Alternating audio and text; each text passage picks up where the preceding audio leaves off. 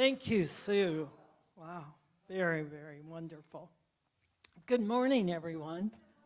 Good morning. And good morning to all of you online also. My name is Susan, and I want to welcome all of you to Unity Fort Wayne Spiritual Center, and I'll be assisting on the platform this morning. Like Unity churches all around the world, we open our service by lighting the Christ candle.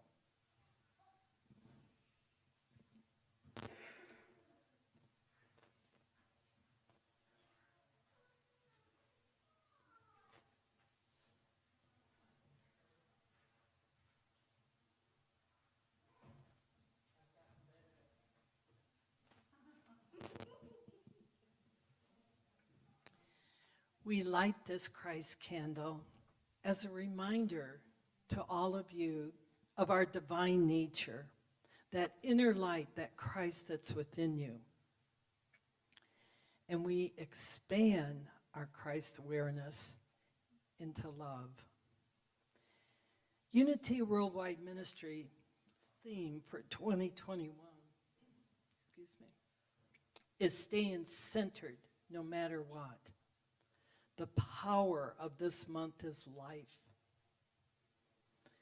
Our affirmation for the month of December is, life is the infinite endowment of God. Eternal life is happening now. Please affirm and repeat this after me. Life is infinite, endowment of God, and the eternal life is happening now. Thank you. Would all of you stand? Kat is going to bless the children, so if you want to turn around and look at our kids. Let us all bless them together as we sing. We love you, we bless you, we appreciate you, and we behold the Christ in you.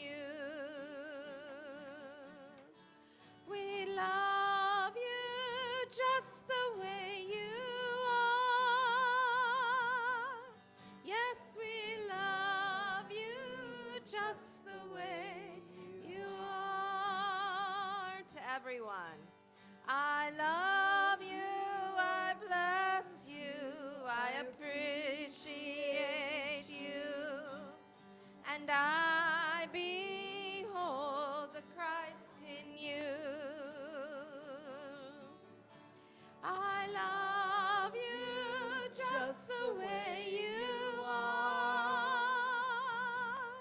Yes, I love you just the way you are.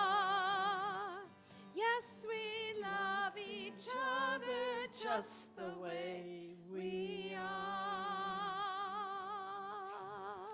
Yes. Thank you, everyone. And now we have a special presentation. It's an installation of new members. Would Sherry and Katie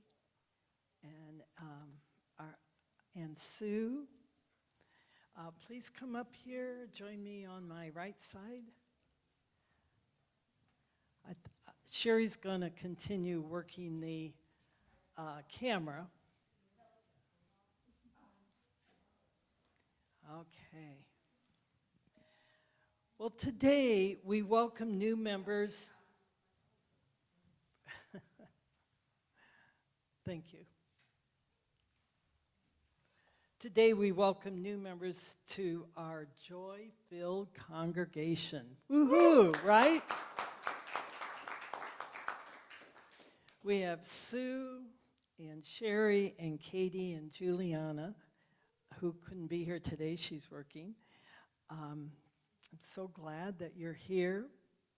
As you know, Unity has no prescribed doctrine. We spent a lot of time talking on that. What we do have is a desire to deepen our connection to the divine, that divine spirit that's within us. At Unity, Fort Wayne, we are all students of truth, continuing to deepen that soul search. And we are a force for good. May you receive and extend the love that this spiritual community has for you and for our whole greater community. From Psalms 133:1, behold, how good and how pleasant it is to dwell together in unity. As part of the leadership at this Unity Fort Wayne, it is my privilege to receive you into the full and active membership of this church. And now, some members from our board are going to shake your hands and make it official that you are now members of the church.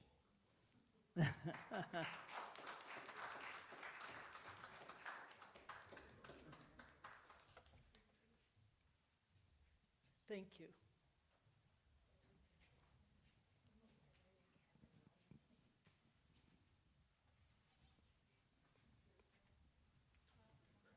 We're going to hear from Kat now. Okay, so let us stand and open with Sacred Love, the theme for today's Advent candle.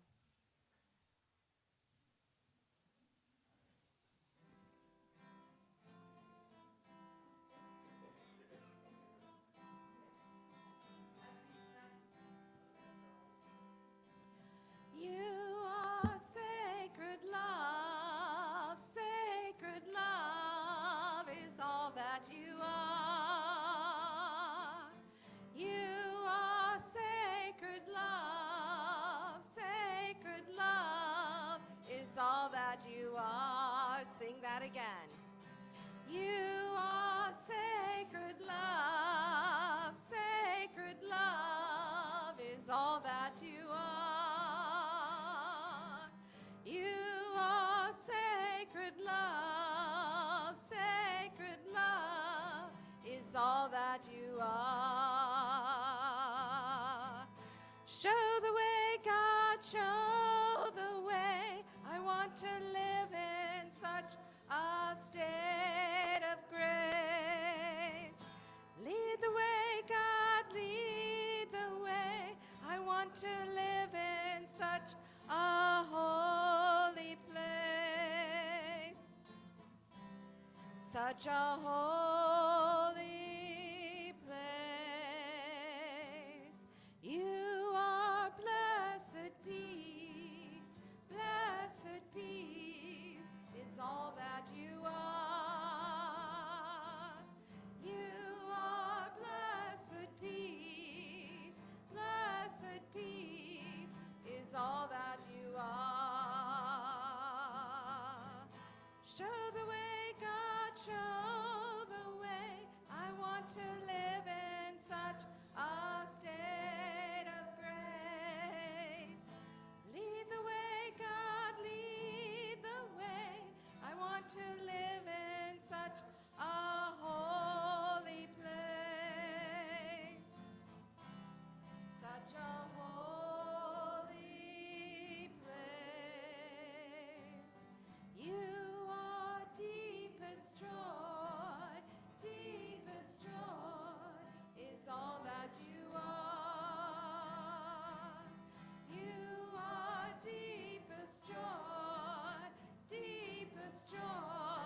is all that you are. Show the way, God, show the way. I want to live in such a state of grace. Lead the way, God, lead the way. I want to live in such a holy place. Such a holy place. You are sacred love is all that you are. You are sacred love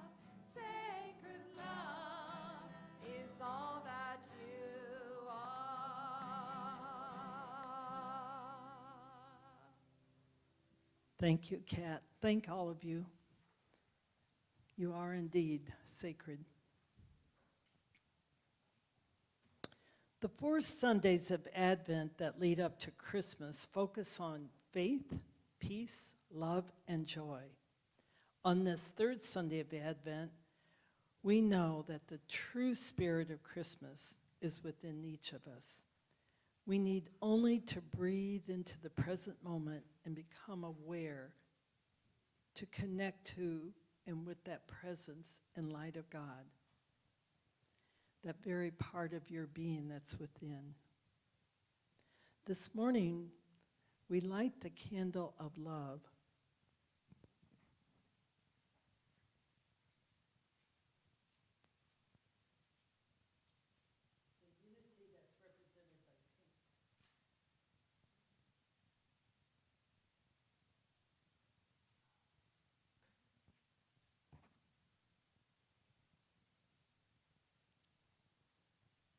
So bring that love into your heart.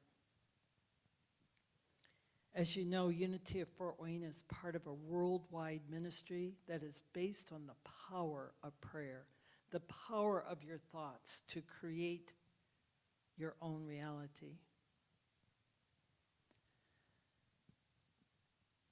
In light of some of the tragedies caused by the tornado, I'd like for all of you to hold in your heart this prayer for peace. This was written at Unity Temple over 100 years ago. On this day, I dedicate myself to peace, the peace that passes all understanding. I accept myself without harsh judgment and express appreciation for my own individuality. I live without fear and meet the events of the day with confidence. I accept others without prejudice and experience a sense of unity with all people. In harmony with myself, my life, and others, I live this day with a peaceful mind and a peaceful heart and a peaceful spirit. Thank you, God. Thank you for the very presence within us. As we affirm that healing power within us and the healing power of love, we look at the names behind me. These are names that have called or written on cards asking for prayers. And as we find ourselves prayerful, we can extend that prayer out to the people who have requested it.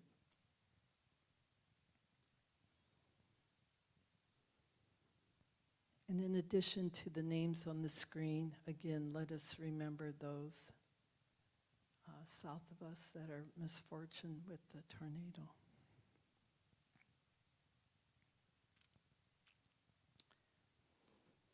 And as you take a deep breath out, you can now whisper out loud or to yourself that special person that's on your heart today, that you want to extend that energy of love. Tom. Alyssa.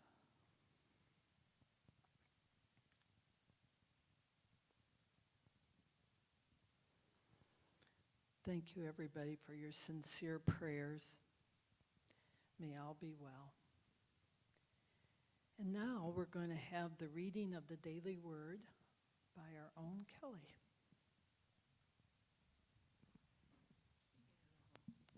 Oh, honey, excuse me. Good morning. Today, Sunday, December the 12th, the daily word, love. Love lights my way. In this Advent season, as I prepare my heart for the rebirth of my inner Christ child, I take a moment to connect with the spirit of love within. Sometimes this season may seem to be about presents, food, and celebrations, but it is really about love. Love is the power upon which the whole world revolves, especially at this busy time of year. I want to stay attuned to the love of the Christ within. Through this reciprocal power, the love I give returns to me abundantly. Love transcends all, transforming any perceived negativity into a blessing. I express love in all my words and actions. I may give a plate of homemade food or send a heartfelt note of appreciation. Whatever I do, I let the love in my heart be my guide. You shall love your neighbor as yourself. There is no other commandment greater. Mark chapter 12, verse 31. And, dear word readers, after reading the passage, please say the following. Reproduced with permission of Unity, publisher of Daily Word and the website dailyword.com.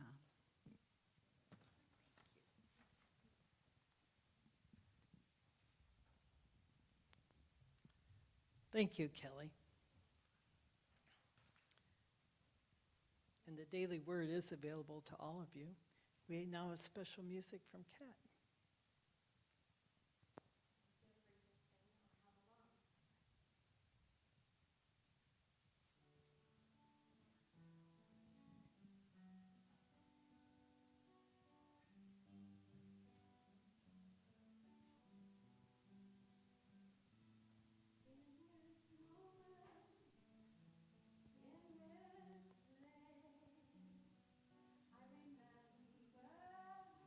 I remember who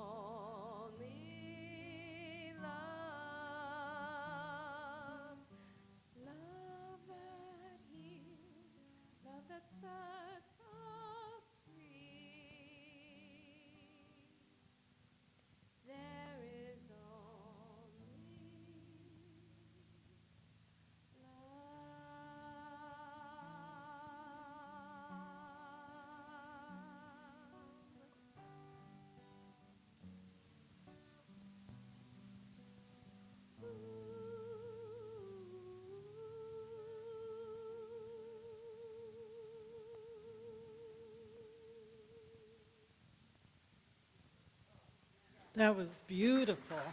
Thank you. Thank you. Now I get to introduce our speaker. It's Dr. Reverend Wanda Wright. She's a member of this congregation, and we're very blessed to have her. Wanda?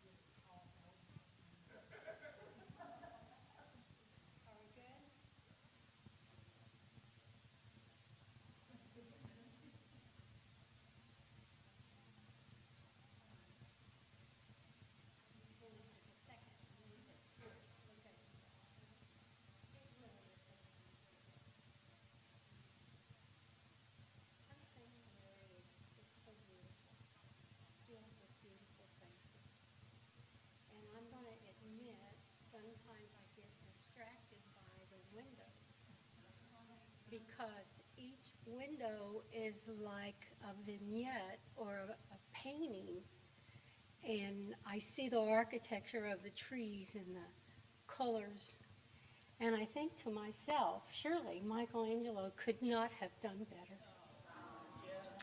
It is just so beautiful, and it's truly a sacred space. And I don't know if you've been downstairs, but my goodness, I hope you stay for the carry-in, and before you go in there, pause and just take a look at how beautiful it is down there. The tables have all been set, and they're all decorated. We've got flowers, and we've got food, and we've got fellowship, and I don't know what else we could ask for.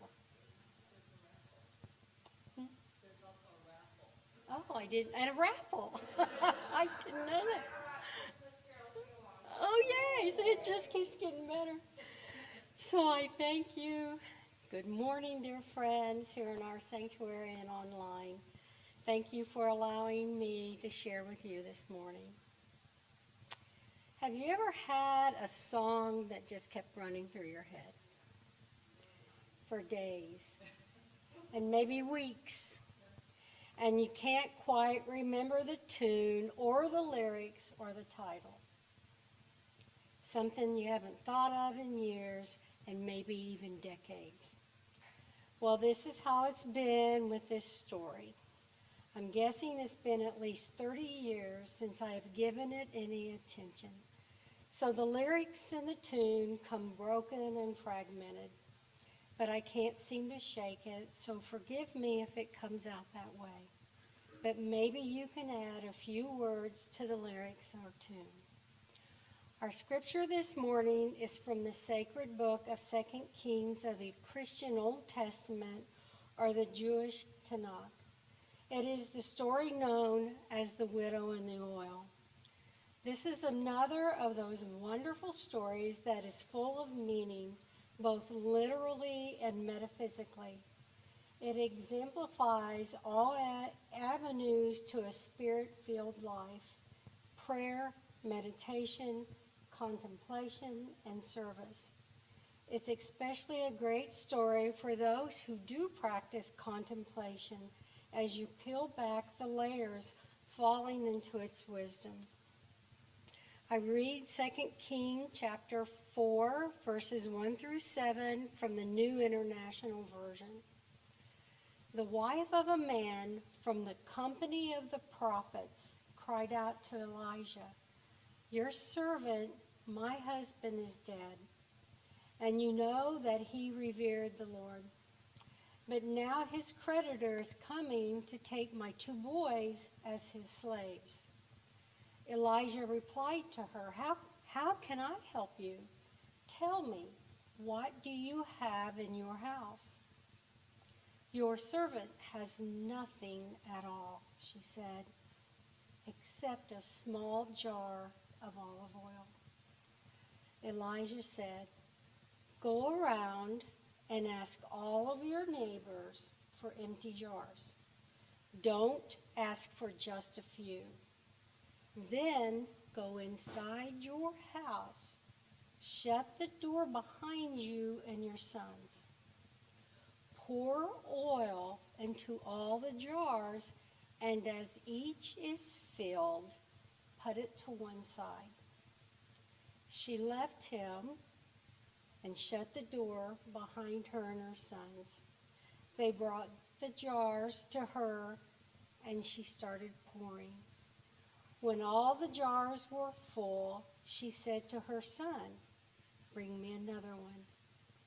But he replied, "There is not another jar left." Then the oil stopped pouring. She went and told the man of God, and he said, "Go and sell the oil, pay your debts, and then you and your son can live on what is left." This story is about hope, faith, willingness, work, and service. It is a story about a widow who is afraid of losing her 2 sons into slavery because she owed money to a creditor. Her husband was a man who kept the company of the prophets Elijah and Elijah.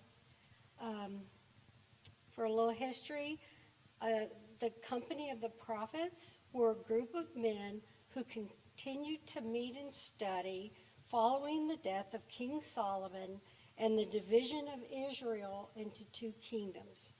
So I'm guessing Elijah had some type of relationship or knowledge of her through her husband. She was the mother of 2 sons whose ages are not stated. According to Charles Fillmore's Metaphysical Bible Dictionary, most references to widow refers to a subconscious sense of scarcity or belief in lack. The word widow describes a loss of consciousness between the mind and the vitality of the organism that has been severed, and there is lack and burden or debt. I believe, and those who read Course in Miracles would say, it is a belief in the separation from Source. Truthfully, I had to spend a few days thinking about this definition. I had some trouble connecting widow with lack. Most of us today do not believe it is necessary for a woman to have a husband to live a rich, full life. But in biblical times, and even today in some countries, women are not seen as having full personhood or autonomy. They lived as property of their fathers, and then their husbands, and then their sons. If this woman's sons were sold into slavery, not only would she be without a husband, having no means of support, she would continue to live in debt, lose her identity and social standing along with her future security. I'm sure she loved her children, but within the realm of time and space, this was a very, very big deal. And all of this while in grief over the loss of her spouse. To have a better understanding of this passage, it was custom of that time that a creditor had the legal right to take any personal possession or request servitude in order to settle a debt. Elijah was a prophet and was known as a wonder worker. He was a student of the prophet Elijah, who gave him a double portion of his power prior to his being taken up in a chariot of fire. He becomes known as the leader of the sons of the prophet in the Jewish, the Christian, Islamic, and Baha'i faiths. He is recorded to have performed twice as many miracles as Elijah and is thought by some to be a forerunner of Jesus. His character and works are recognized as coming from the same spirit that inspired Jesus. Elijah is seen as an incarnation of Christ, but Jesus was a fuller manifestation of the same spirit. Elijah also ministered to the king and his soldiers, becoming known as a patriot. I like to think of him as a chaplain to the armed forces. I had to put that in there. Born into a wealthy family, the name Elijah represents life, hope, and truth. In Hebrew, his name means God is a Savior, to whom God gives salvation and God of deliverance. According to Fillmore, Elijah's double portion represents positive and negative, yes or no to truth. He has the ability to perceive the true character of the change that is taking place in consciousness. In this story, he exemplifies the increasing power of spirit realized in individual consciousness brought in through the attention within and the acknowledgement of the reality and power of spirit. The obedient sons represent the willingness to extend oneself. Oil, in this case olive oil, was a common commodity in the house and was necessary for cooking, the giving of nourishment, and for the giving of light, which represents higher consciousness. Oil is used for heating and healing. The jar represents the ability to contain or hold the mind and spirit.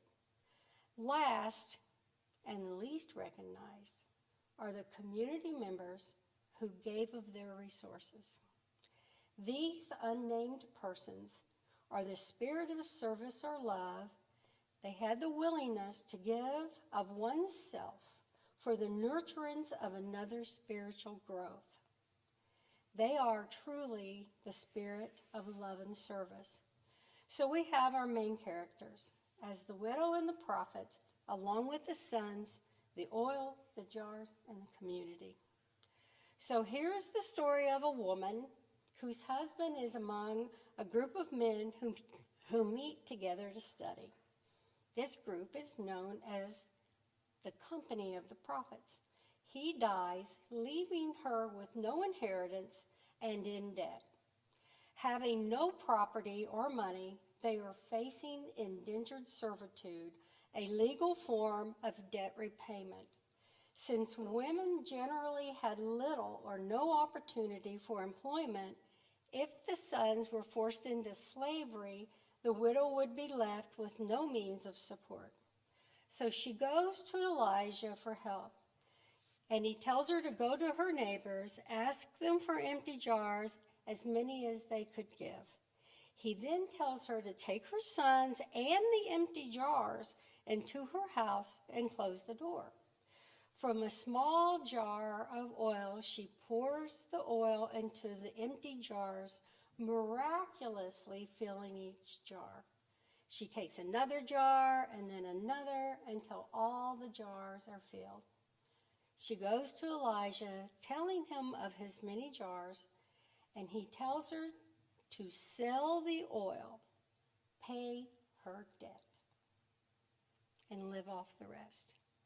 Now, that sounds a little bit like AA, when we have to make atonement or make it right with those that we felt we have wronged. So there is some work involved in this. She demonstrates, the story speaks of request, which is prayer or communication. She seeks out help, going to Elijah. And I believe there is power in the spoken word. I believe it. Our thoughts and perceptions create our reality, but by speaking, we increase the energy or in vibration of our thoughts. And that's why I love it when we do our prayer. It says, speak the words of those, because that speaking magnifies the vibration and energy. She demonstrates willingness to follow the Spirit's instruction given through Elijah by having her son gather the jars. She closes the door of her home, which represents meditation, and starts to pour the oil, which represents life, into the jars. She is blessed by her neighbors, her community, who give of their resources. People being people, I am confident that some of the neighbors thought, I gave her a jar 3 years ago and she never returned it. Or I've been in her house and she's got plenty of jars. Or, well, if they had just worked harder, they wouldn't be in debt. But they gave and they gave. I can't imagine how this story would go if they had refused. I think they're a critical part of this story, and they are the most overlooked. I guess if they had refused, there wouldn't be a story, and the widow's neighbors are the unsung heroes of the story and demonstrate love in action. This is the story of going within to find freedom or salvation. It's a story of petition or prayer, meditation, and service. All of us, individually, everyone in this room, at some point in our lives, have been the widow. We've been the prophet. We've been the son, the oil, the jar, or the neighbor. How often have we thought, I have nothing except a little oil? In spiritual awakening, it always requires an emptiness to make room for spirit. Please notice that the oil stopped manifesting only after she stated there were no more jars. I believe if she had one more, it too would have been filled. This story serves as a reminder that abundance can be manifested through small things if we are willing to do the spiritual work and have faith. God can do great things with little. If you find contemplation fits you, the study of the Old Testament prophets will serve you well. So today, if you are comfortable so doing, please close your eyes or simply soften your gaze. Take a few calming breaths and focus your attention on what, if anything, this story tells you. Think deeply and listen. Can you hear the song? Do you hear the melody? Can you hear the lyrics? What is this singing to you?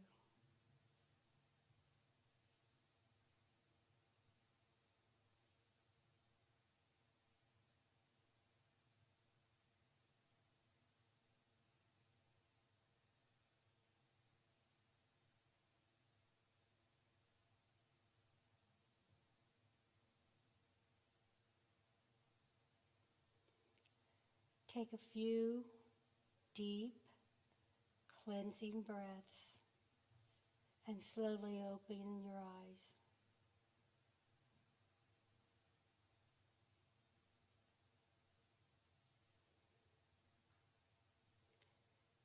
As one community, I continue to seek your thoughts and prayers for the families and caregivers of those touched by COVID. As of this week, our country is approaching nearly 800,000 deaths due to the virus. Please lift up our country and others around the world who continue to struggle. Thank you. This is the time of year where we celebrate Christmas or Hanukkah, Kwanzaa, maybe winter solstice, St. Lucia, or St. Nicholas Day. It's a time of being together to celebrate what I call the coming of the light. And that's why today's so beautiful. It's just so sunny. Winter is a time of rest hibernation and quiet, of anticipation in the renewal of life. I wish you a happy holiday. May you be free and surrounded by light and love. Thank you.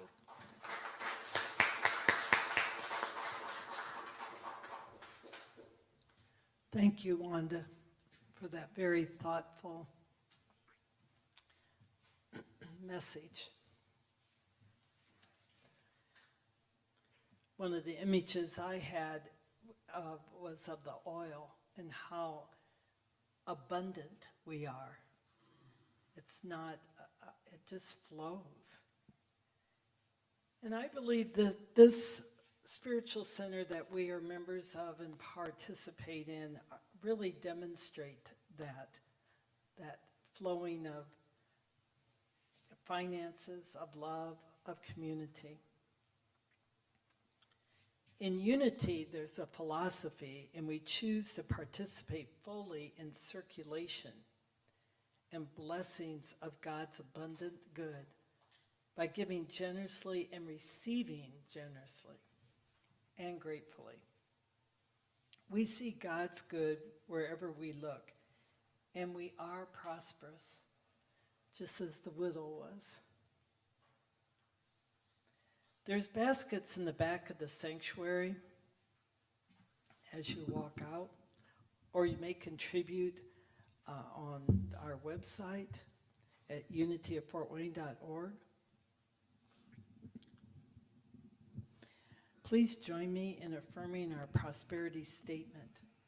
I would suggest that you put your right hand, which is wisdom, over your left hand, which is love, and bring it to your heart. And if you have that check or cash with you, you could hold that in your hand. Okay, together. Divine love through me blesses and multiplies all that I have, all that I give, and all that I receive. We are joy-filled and grateful, right? Right. Kat? And let us stand and sing our gratitude, knowing that we are blessing the food that we are about to receive and all those who have prepared it as we sing this song.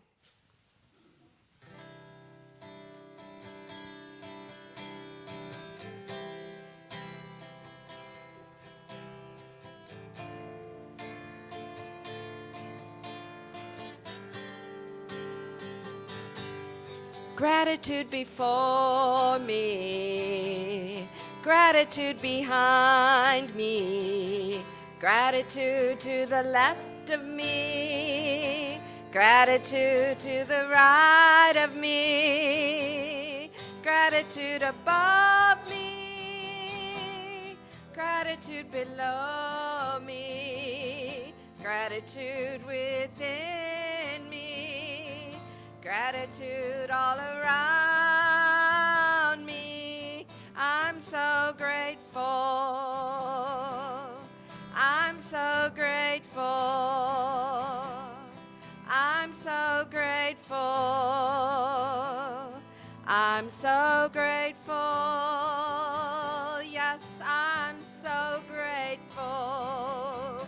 So very grateful. I'm so grateful. I'm so grateful. Gratitude before me, gratitude behind me. Fill the space to all the left of me, gratitude to the right of me, gratitude above me. Feel the energy. Gratitude below me, gratitude within me, all around me. We're so grateful. We're so grateful. We're so grateful. Yes, we're so grateful. We're so grateful. So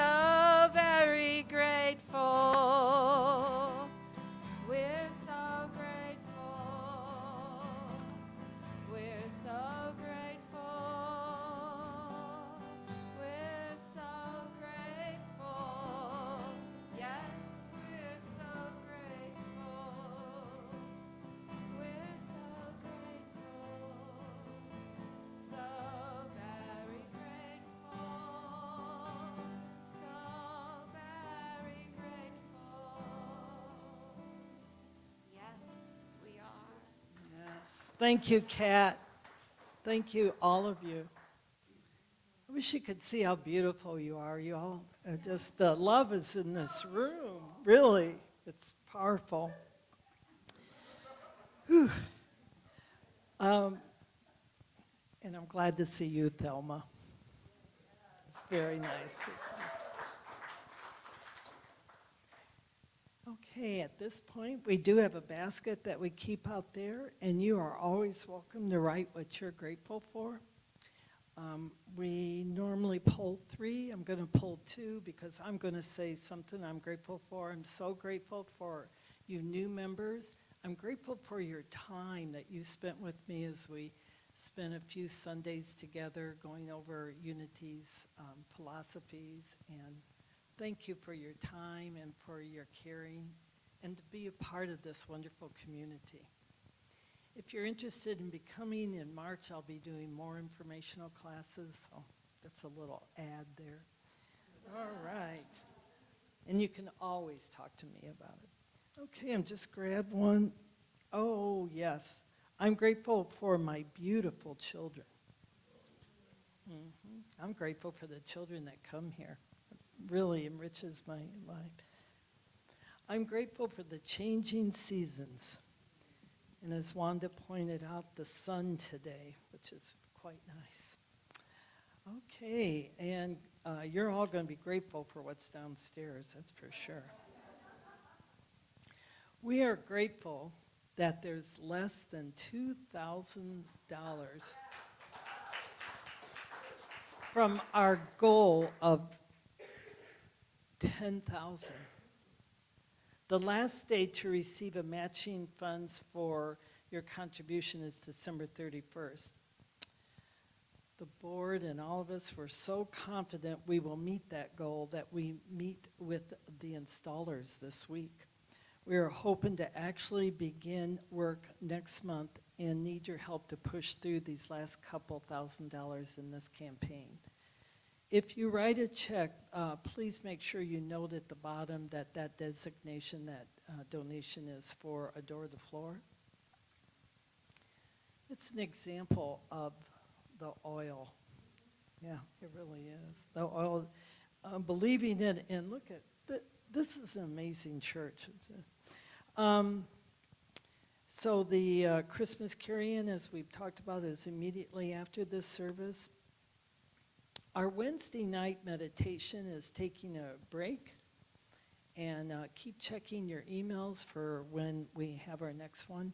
Bob that's here will be doing one the Wednesday after Christmas. Our Tuesday group is continuing at 1 o'clock. We're studying the book, The Trip to Bethlehem. And if you have non-perishable items for Beacon Heights, there's a cart in the front lobby. You can put non-perishables there. And this is special. Our next Sunday, we have a very special Christmas service, and it's with the 12 Powers candle lighting. We've done this in the past, and it's a beautiful service. Then on December 26th, another popular Unity ritual, the burning bowl ceremony, where you can just let go of all that stuff you're carrying around. Okay, well now let us continue to stand, and we will end with the traditional prayer protection and the traditional peace song. All right, so you ready? The light of God surrounds us. The love of God enfolds us. The power of God protects us. The presence of God watches over us. Wherever we are, God is, and all is well. Keep that in your heart. Okay.